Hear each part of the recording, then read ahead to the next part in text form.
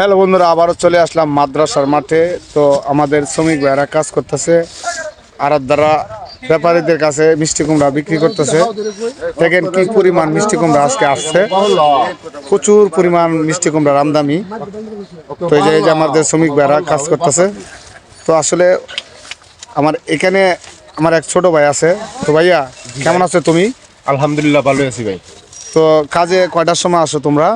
ভাই 6:30 থেকে 7টা নাগাদ আসি আর কি বাজারে। কয়টা পর্যন্ত কাজ করো? রাত্রে প্রায় 10টা থেকে 12টা বাজে যাই বাসায় যেতে যেতে। তো এই যে পবিত্র মাহে রমজান মাস যে এসেছে, তোমরা কি এত পরিশ্রম করার পরও কি রোজা রাখতে পারো? জি ভাই, আমরা মুসলমান করে জন্ম নিয়েছি, তো অবশ্যই রোজা রাখতে হবে। আলহামদুলিল্লাহ, আমাদের মরণের ভয় আছে আমাদের ভিতরে। আলহামদুলিল্লাহ। তো বিয়াস এই যে এত পরিশ্রম করে 6টা থেকে 6:30 পর্যন্ত কাজে আসে, আবার রাতে 12টার পর সময় কাজ থেকে বাড়িতে বাসায় যায়, তারপরও মানে তারা রোজা রাখতেছে। আলহামদুলিল্লাহ, আলহামদুলিল্লাহ।